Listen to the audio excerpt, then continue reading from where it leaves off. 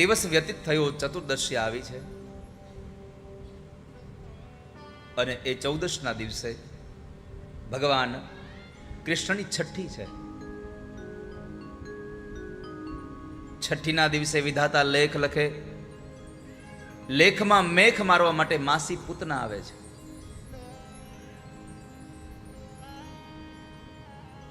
ભગવાનને એ વિષપાન કરવા માટે આવે છે. કંસેન પ્રહિતા ઘોરા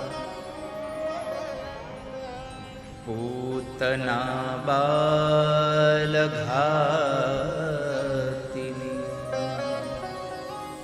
શિશુંશ્ચચાર નિઘ્નન્તે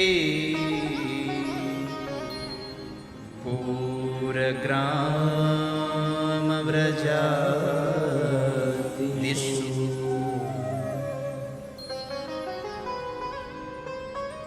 ગામડાઓમાં, શહેરમાં અને નેહડાઓમાં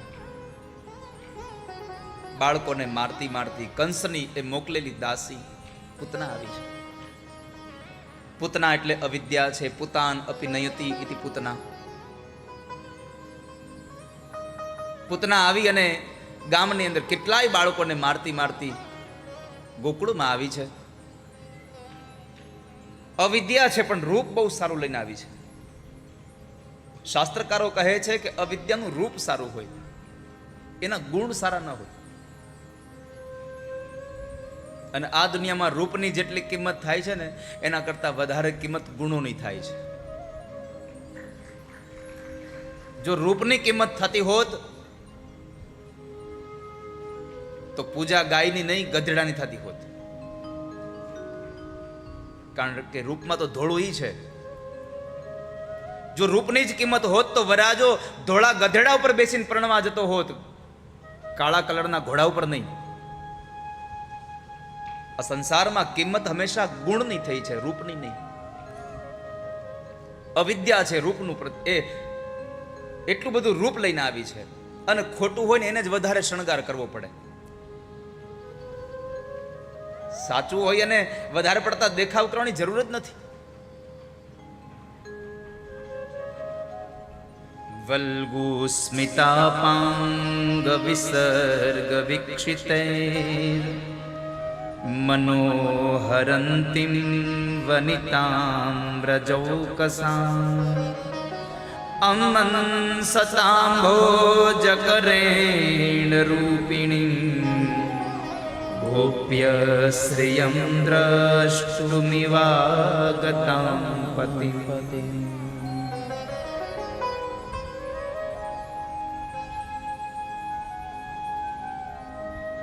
અમન સતામ ભોજ કરેણ રૂપિણી.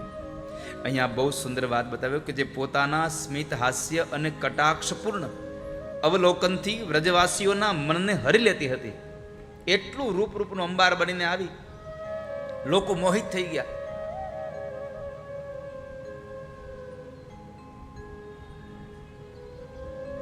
એટલું કટાક્ષ વાળું હસતી હતી, લોકો મોહિત થઈ ગયા.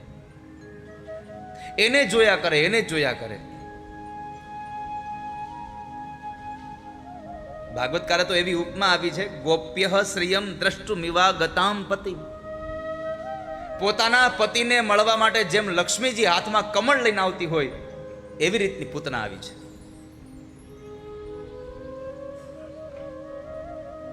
ખોટું હોય ને નાટક, એને આડંબર બહુ કરવા પડે.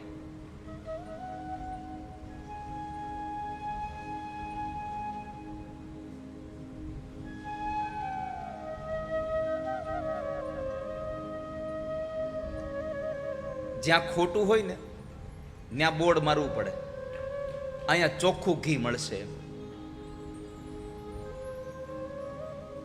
કોઈ દી ક્યાંય લખ્યું શુદ્ધ સોનું મળશે અહીંયા? જો કે હવે તો ઘણી જગ્યાએ લખવું પડે છે ભાઈ. શુદ્ધ સોનું જોતું હોય તો અમારો સંપર્ક કરો.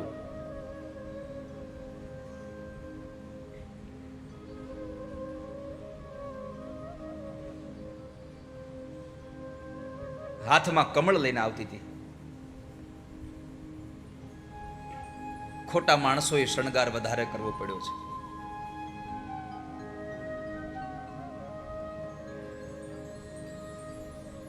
ઘણા લોકો પોતાના કપડાઓથી, પોતાની પર્સનાલિટીથી લોકોને આકર્ષવાના પ્રયત્નો કરે. પણ એક વાત કહું, જો તમારા કપડાથી જ લોકો આકર્ષાઈ જતા હોત તો શિવરાત્રિના મેળે દિગંબર સાધુઓના દર્શન કરવા લાખો લોકોની ભીડ ન થતી હોત. જુનાગઢમાં લાખો લોકોની ભીડ જામે છે. કેમ? દિગંબર સાધુના દર્શન કરવા માટે. ખાલી કપડાથી જ તમારી જો આબરૂ થતી હોત તો કપડા પહેરીને તો કેટલાય આવે છે. કપડાથી તમારી પર્સનાલિટી નથી પડતી. એકવાર પરબની જગ્યામાં એક માણસ આવ્યો અને સેવાદાસ બાપા તે સમયે હાજર હતા. અને એ માણસ એક દિવસ રોકાયો. સવારે અલગ કપડાં પહેર્યા, બપોરે અલગ કપડાં પહેર્યા, સાંજે અલગ કપડાં પહેર્યા.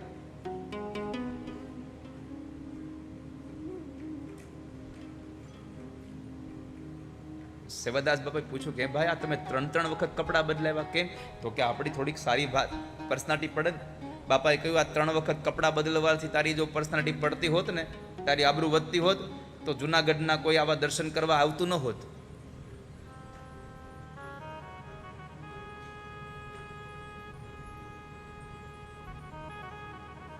આ શ્લોકમાં રૂપ દેખાય છે, પરંતુ સંસારનો નિયમ છે કે ખોટા માણસોએ શણગાર વધારે કરવો પડ્યો છે. વલ્ગુ સ્મિતાપાંગ વિસર્ગ વિક્ષિતૈર મનોહરંતિમ વનિતામ રજૌકસામ. એવી સુંદર દેખાય છે. તમે જોજો, જે શુદ્ધ સોનું છે એના કરતા ખોટું ઘરેણું વધારે ચળકે. એ પીળું વધારે હોય હોના કરતા. તમે જોજો.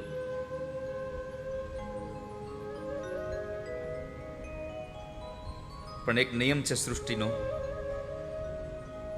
કે સત્ય વગર, આધાર વગર વધારે ટકી શકાતું નથી. सत्य के बिना आप रह नहीं सकते. यदि आप में सत्य है तो आप टिकोगे युगों तक, सालों तक.